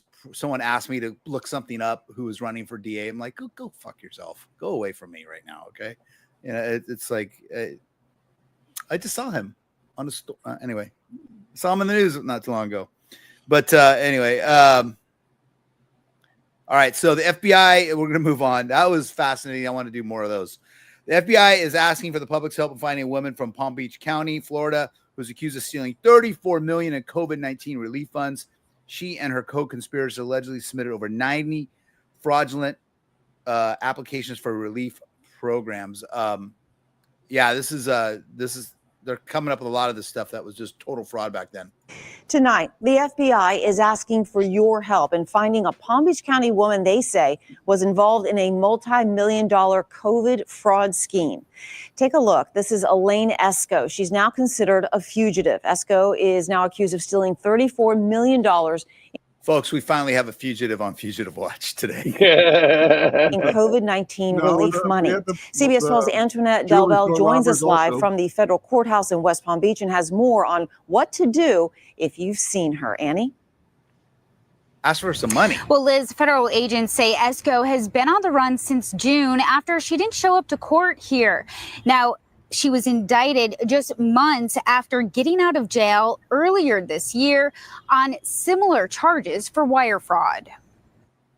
40-year-old Elaine Esco, seen here smiling with family and friends, is wanted by the FBI. The fugitive, who also went by the alias $34 million, would be smiling too. Why would you let that person out? Is accused of pocketing COVID Are you relief surprised money that she's totaling gone? $34 million. Federal agents say she and others were part of an elaborate scheme involving wire fraud and money laundering. The indictment claims Esco submitted more than 90 applications for PPP and other COVID relief programs by using false information about employee numbers, payrolls. You know, I do a lot of insurance investigations now. I investigate high insurance claims because about a third of them turn out to be total fraud. But one of the questions we ask people now, did you take out any PPP loans during the pandemic? Because that is almost, there's so much fraud there that if we find that out, then that's another angle we can go after to look to see if it was a legitimate application. It's become a question now. And revenue over an 18-month span in 2020. And it says Esco was considered the ringleader. This case involving multiple co-conspirators and 90 or so applications with 34 million, that is a much larger number and a much more complicated and complex kind of allegation than most PPP cases. Defense lawyer David Taras has handled many cases like this. He says the COVID-19 money was meant to help those hit hard by the pandemic, not to be misused for personal gain. A lot of people were really hurt. People were dying during COVID, and those people maybe could have used that money to keep their businesses alive. That money wasn't available. Yeah. Now, So that would have been nice. Yeah. Let's see. Okay, I got $34 million. Should I show up to court and go to prison for the rest of my life, or do I take my $34 million and just and take off to Jamaica? Right, and not so much she got 34 million. She was a ringleader of something that totaled 34 million. So Yeah. what, you get $1 million, $1.5 million, 2 million, whatever it might be, right? Yeah. So why would they let her out of custody? Yeah, that's crazy. Hey, getting back to the DAs, AB 759 changed terms for sheriff and DAs to 6 years. So now they have a 6-year term instead of a 4-year. Thank you, I Matt. didn't know that. Oh, All right. as far as, but can they still get reelected? Yeah, they can get reelected. No, You can no run- term, there's no term limits as far as I'm aware. Yeah, I don't think there's any term limits at all. So now they can go 6 years before they get. Yeah. Oh, All right. that's So, okay, great I want idea. to, this next story. I know why Fugitive Watch covers these stories because Scott gets a lot of views on Instagram when he posts a story of this. A 34-year-old nurse in Florida was caught having sex with her underage stepson by her husband. Scott, what's the most popular video we've ever put on Fugitive Watch before? Oh, Scott? yeah, I know. It's always, yeah, it's always it's always these stories.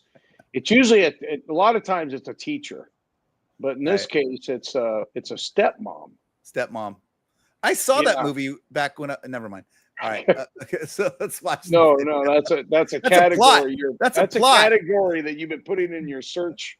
Forget it. Research purposes as a private investigator. Okay, so let's know what you're talking about here, buddy. Tough crime quickie. An Ocala, Florida nurse was caught having sex with her stepson. Where the hell did you get this video from? Who is talking? This was the best video I could find because nobody was covering the story. Wait, is this the sheriff from the other video discussing the business? No, this. Wait, no, let me go back. Let me go back. Let's start this over again. I got the audio up all the way, so let's listen to this. This is another in cuffs crime quickie. An Ocala, Florida nurse was caught having sex with her stepson when her husband walked into the room. Caught having sex with her stepson. All right, we're bringing. I want you to find this guy. We're bringing him on the show as a regular. Okay, first of all. Neil, 34-year-old Alexis Vaughn Yates has accepted a plea deal and will receive a light prison sentence. Yates pleaded no contest to a charge of lewd and lascivious battery after previously being charged with sexual battery on a person between the ages of 12 and 18. She looks like somebody. Anyway, okay. Yates will spend 2 years in prison before serving 2 years of community control. She will also serve 10 years of sex offender probation. The judge admitted that the penalty was a significant downward departure from standard sentencing guidelines. This is worse than our original. What Fugitive Watch will do to get this story out. 15-year-old doesn't have to testify at trial. Yates, who is a former healthcare professional, was arrested last July. Her husband, Frank, walked in on Vaughn Yates sexually abusing his son, according to court documents. The teen spoke with investigators last August, saying he was on vacation visiting his father. He said the couple used cannabis oil and played video games before watching a movie together. Vaughn Yates allegedly told the victim how horny she was after not having sex for 2 weeks. The affidavit says Vaughn Yates would occasionally admit this is so bad during the sexual encounter. The boy's father caught them after returning home from a late shift. Vaughn Yates' nursing license was suspended after her arrest. She will be sentenced on September the 16th. She can't play doctor anymore. This is another. Now she was facing some significant prison time for this particular conviction, and many people are questioning why she was given such a light sentence in exchange for her cooperation, and the charge was reduced. So. We don't mean to be making light of sexual abuse because it was a boy. It's a disturbing case. It is. What we're making fun of is the video that you chose for us to air. And the problem, Mark, you think this would be on Dateline. I could not find legacy media covering the story. That's right. And I don't understand why. Yeah, no, and you would think that it would be on Dateline by now or something like that, right? One of those things. Oh, In Cuffs. Okay, so it's a video called In Cuffs. That video was seen 131 times, so more than a Fugitive Watch live stream. But he's got less subscribers. He's got 2,000 subscribers. But a good job. I want to bring him on as a regular. We should do a co-stream with him or something. Bring him in. Yeah. Maybe he gives us perspective on this Florida shit going on.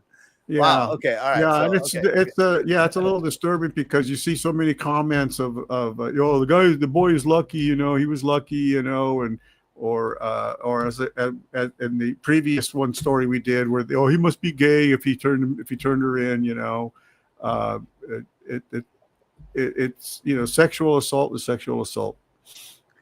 Okay, so we got a couple more here. Again, I'm going to question this next video. You guys, I watched a little bit of this stuff just to cue it up, but okay, so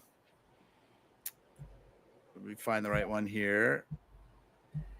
Admiral Robert Burke, a 4-star admiral in the United States Navy, was sentenced to a 6-year prison for bribery and making false statements. Burke had made a deal with a company to secure $355,000 training contract in exchange for a future job with a $500,000 annual salary. His illegal activities were reported by his mistress, which led to his conviction. That'll do you every time. The military and the police are just like anything else. There are jobs lined up for people who, especially management, in the industry that serves, security and things like that. And you see all this inappropriate shit go on, and these guys that get these jobs with these big security firms.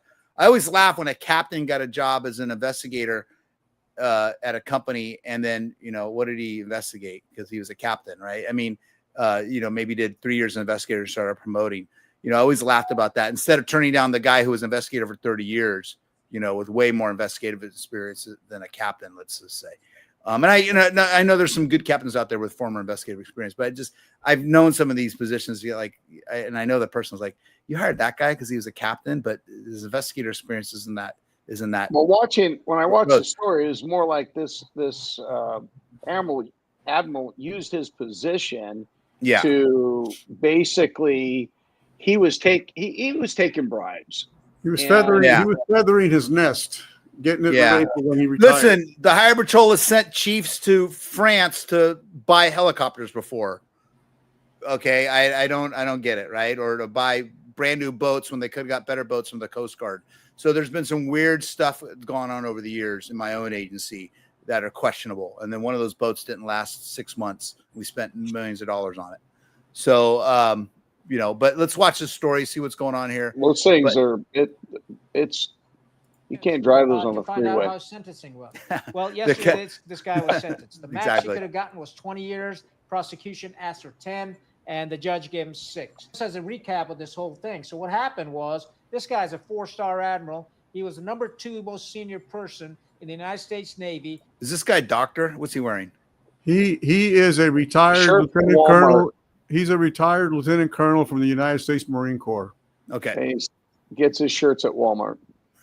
He said, he said commanded U.S. naval forces in Europe.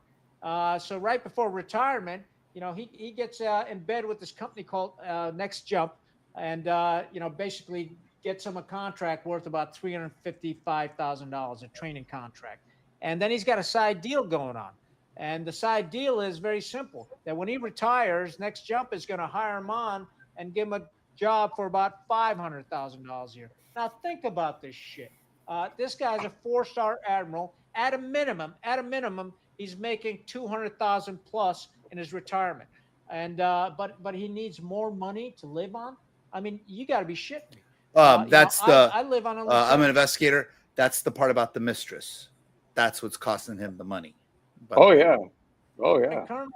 Retirement, and it's more than enough. But I can't. The mistress just screwed herself unless she gets a bounty for turning him in. I can't imagine a 4-star's retirement. I would definitely have better clothes on. I'd buy my shit. Thank you.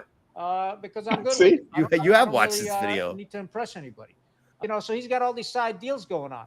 Now, what happens is when people have these side deals going on, they generally don't have only one side deal going on. They got multiple side deals going on. Exactly. Very good. Mistress on the side, and the things went sideways between him and his mistress. I'm going to be subscribing. She's the one Good job, that went Steve. to the authorities and said, "Hey, this guy's." What's that, Mark?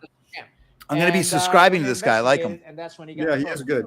False official statements, and even some of the executives in the companies got in trouble, and they're pending sentencing also. Oh, Megan and what Charlie. But now, if she had not done that, imagine we would have never known. My research shows that Burke was retired at the 2-star rank. Now, because of his conviction, his sentencing, and obvious misconduct, the Secretary of the Navy can have him further reduced in rank for retirement purposes. The Secretary of the Navy can also make the bold move to initiate a board and have him drop from the roles. And what that means is that Burke would get. Okay, moral story here is don't piss off your mistress. Yeah. No, that's the moral, huh? I have solved many take crimes. bribes. I have solved many crimes and captured many fugitives with the help of spiteful ex-girlfriends, mistresses, wives. Oh, we've always said Fugitive Watch. We've well over 3,000 captures, and we used to say the majority of all the people. Baby mama turned him in. Either baby mama, girlfriend, ex-wife, ex-girlfriend, ex-lover. Somebody. But he was prosecuted by the DOJ, the Justice Department, and he most likely will also possibly face a court-martial. So he could be sentenced a second time to prison. Tony says just rent one. We talk about how come cops, CHP officers don't give other officers and firemen breaks on DUIs. The thing that you have to remind the cops that still wanted those favors is that, and now it's body cameras, so absolutely you're going to get caught. But even back in the 90s, the issue was, well, how come you didn't give that officer a break? He's a police officer. You should let him go on that DUI. Well, because then he goes home and he brags to his wife, who he's having problems with, and then they're going through a divorce. And he brags about how the two highway patrol officers let him go on a DUI, that sergeant or fireman. And then guess what? That pissed off wife, she goes to the highway patrol and complains that her drunk ass police officer husband just got let go by the highway patrol officers. And then you get two highway patrol officers who are getting let go, getting fired. And that's why you don't cut brakes to drunks, that are out there doing shit they shouldn't be doing, because they don't care about you. You're going to get fired for giving this asshole a break. And that's the story that we learned. That's the story we learned as highway patrol officers.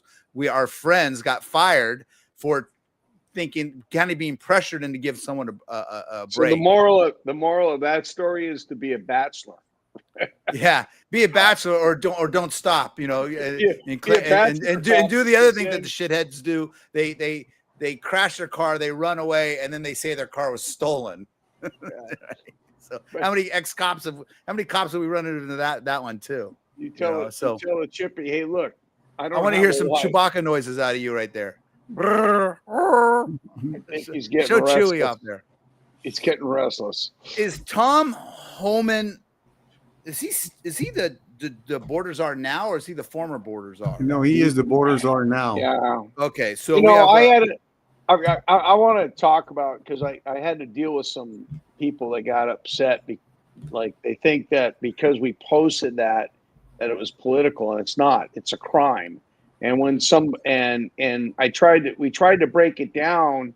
Let's watch it. Let's watch it as a crime. Let's watch it as a crime. Okay. All right. Politics. Tonight, Trump's Department of Justice shut down an investigation into Tom Homan, according to multiple people familiar with the probe and internal documents reviewed by MSNBC. In an undercover operation last year, the FBI recorded Homan, now the White House border czar, accepting $50,000 in cash after indicating he would help agents who were posing as business executives win government contracts in a second Trump term.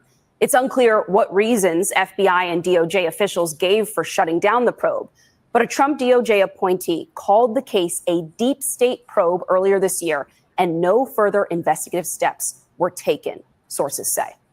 Joining us now is one. So we get it. So first of all, it has to be a whistleblower involved, right? Like someone from in the department that did this. Okay, so because of the comments, I went in and I wanted to look this up, because I gotta say this. I talked to Steve about this the other day. I get it, but MSNBC is probably not our best source for this. If we want to squash that other argument, we got to find something more mainstream. Mark, to source these stories. Mark, I'm just telling you. I'm going to tell you something. Okay, Mark. Go ahead. There were no other news agencies covering the story. This was the only video I could find on YouTube that covered the story. That's the argument's going to be that's why it's biased. But not now. If you go in now, there may be now, but not when I posted the story. You're right. because they did break the story, and basically what the FBI were saying, they weren't investigating him. What happened was they were investigating somebody else. They were investigating somebody else for taking bribes, and guess whose name popped up? Was they said, hey, he's doing this because obviously that's what you do when you're a criminal and you're trying to cut a deal, you get caught dirty. So they decided to go in and do a sting operation on him, no different than setting up a date with a 12. You think you're going to date a 12-year-old, or you're doing a buy bust where you're selling narcotics to somebody and you set them up. They set him up. Yeah, FBI did this with Abscam. I don't know if you remember Abscam. They caught a bunch of Congress people doing it. So apparently, what they did was they went and, according to the news sources, more than one news source, they went and they met with him. He said, "Hey, look, he's not in a position right now because he wasn't in the administration. But he says, hey, but I will be, and I'll take care of you and I'll help you get these government contracts." So it was like the guy said with the admiral. This wasn't his first time. Apparently, they have it on video, and this is all alleged, right? And they said that they didn't go after him because at that point they said, let's wait until he actually offers or gets them, because they wanted him to take it to the next level. Well, the problem is the new FBI administration comes in and they saw all that and they're like, oh no, let's just cut this off. Let's not take it. And they're saying because at the time he wasn't an elected official. Correct. But at the time, all he was doing was basically, it's still a crime. It's a conspiracy to accept, he was accepting a bribe. It was a crime, but they wanted to catch him they wanted a more slam dunk, taking it further, but they stopped it. They stopped the investigation. Let's watch this version of it. Oh my. But I have a question. Hold on. I want to ask you something before you put that on. Well, it's a little technical for me to. All right. Go ahead. Hold on. Give me a second here. Go ahead. No, ahead, the Scott. question I posed a few questions to a bunch of to some legal people. My question is, they were saying that the statutes of limitation has run out as far as them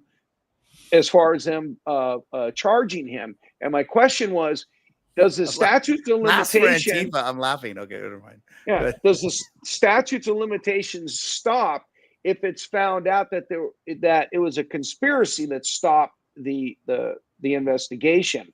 Does that count as the statutes of limitation?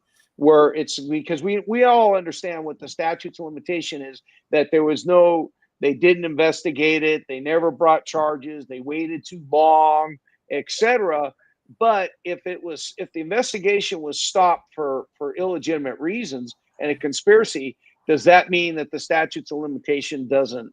I don't know. And not only that, but it's all caught on camera. I want to see the video. Well, that's the other thing. We should taking the bag. We should see the video if it's real. Just like Abscam had the videos of all those congressmen. Hold on, guys. The great Christian Laura Ingram is going to talk here in a second.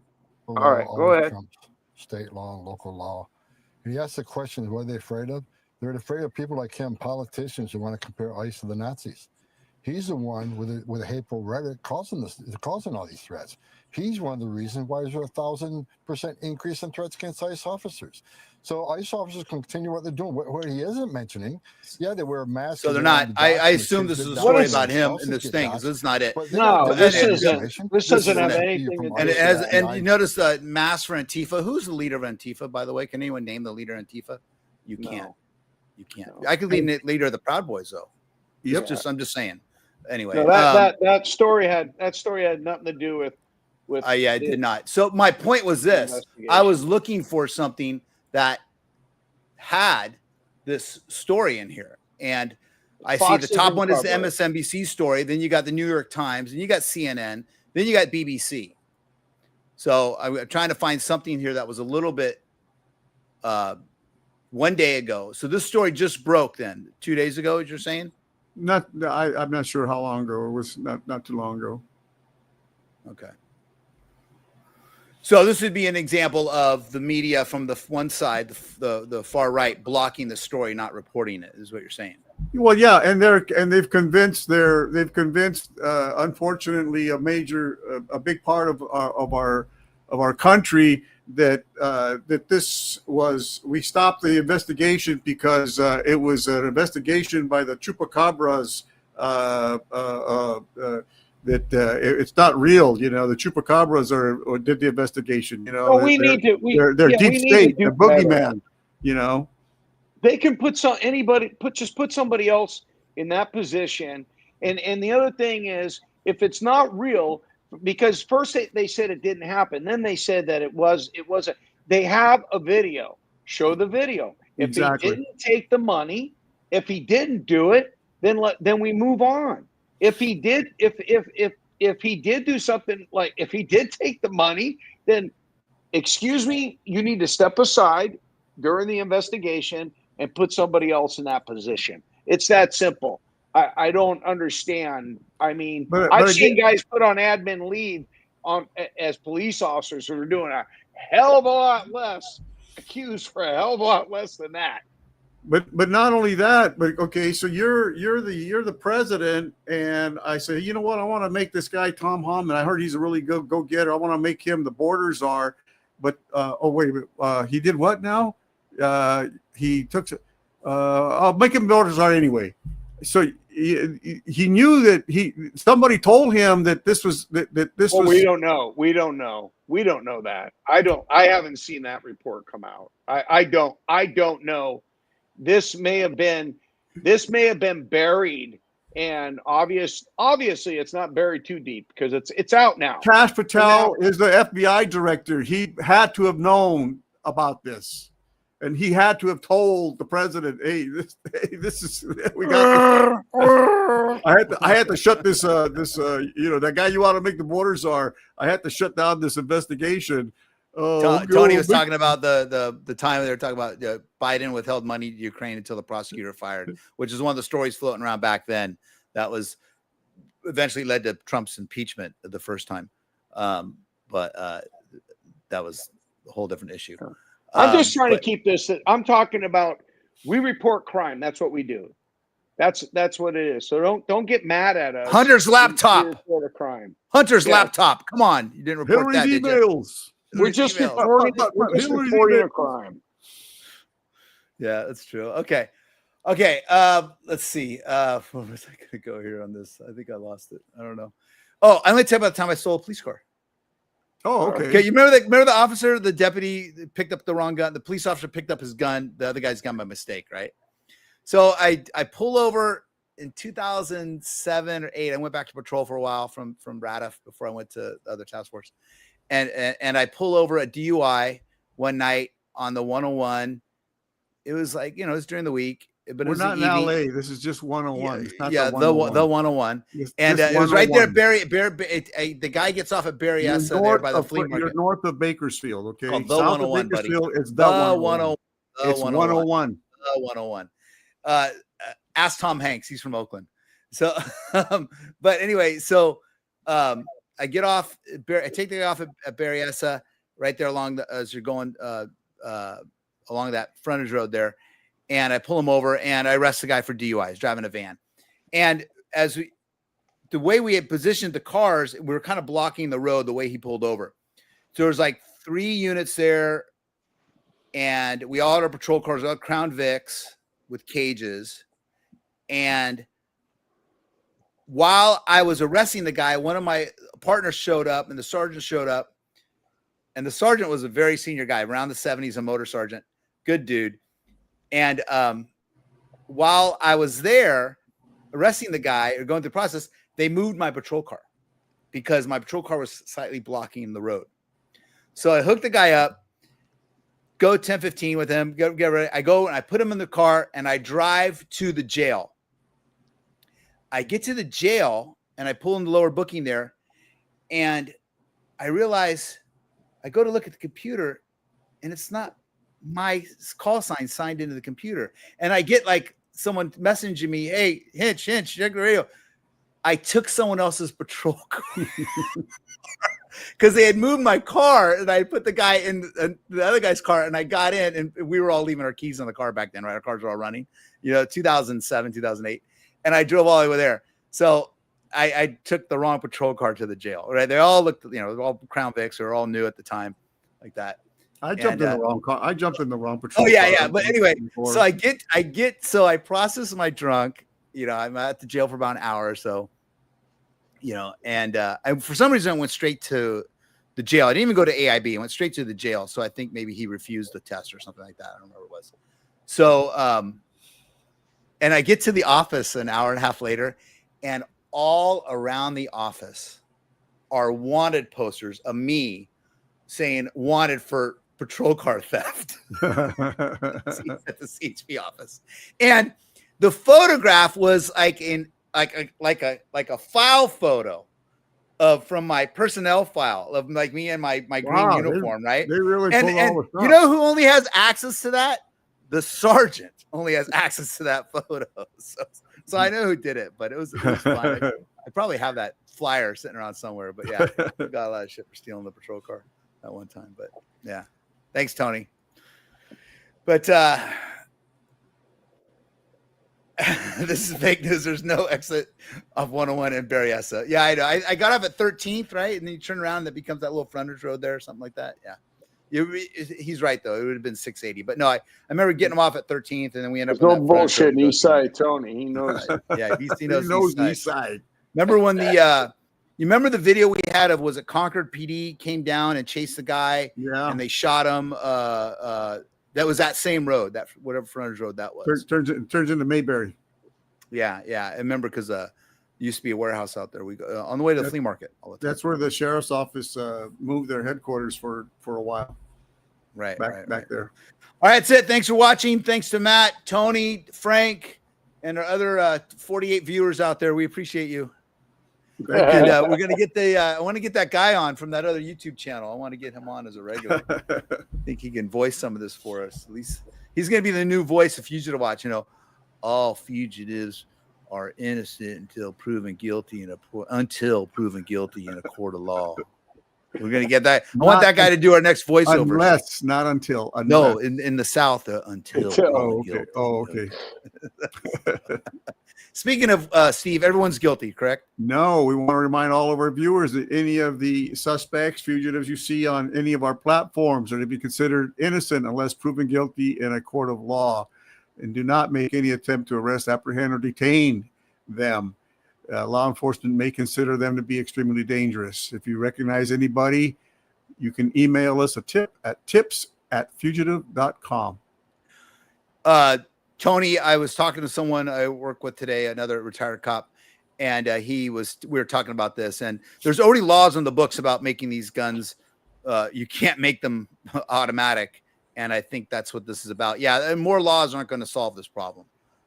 Banning Glocks for this. It's already illegal to turn your Glock into a full auto. So I agree. So they're not going to sell Glocks in California anymore? Well, right now there's a ban that's on the governor's desk to ban Glocks because they can be modified into fully autos, but it's illegal to do that, right? Something like that. I could be getting the issues. Talk about it next week. Yeah, I'm not a big handgun guy. Is the Glocks the ones that are hammerless? Tony, I don't remember. No, he said no. Because I know one of those guns with the hammerless ones that they were having a lot of accidental discharges with those. Oh, that's the SIG. Is that the SIG? Okay. That's the SIG. Yeah, that's the other. That's the other thing we're talking about. So okay, yes, he said that's the one. All right, thanks, Tony. Appreciate it. Okay, you can find Scott and Steve at fugitive.com. Fugitive.com, Fugitive Watch, also on Fugitive Watch at Facebook, Instagram, and my page, MySpace. Yeah, please remember to hit the subscribe button and to share the video with your friends, please. Also, Scott has an OnlyFans Fugitive Watch. Yeah, he does. He does it shirtless. Yes. He does the same stories but without a shirt on. And then Steve has one where he just shows his feet. No, I got. I'm gonna post the Greece, so I gotta. I'm gonna post the video of Scott dancing at that Greece wedding. Right. We are going to do that. We are going to set up a Fugitive Watch OnlyFans page where Scott does the same stories but shirtless. With there you go. Those days are gone, bro. With Chewbacca on his lap and a Mai Tai in his hand. Okay. Those days are gone. And you can find me at Stolen 911. We're working more. You got to make money for all that dog food, he says.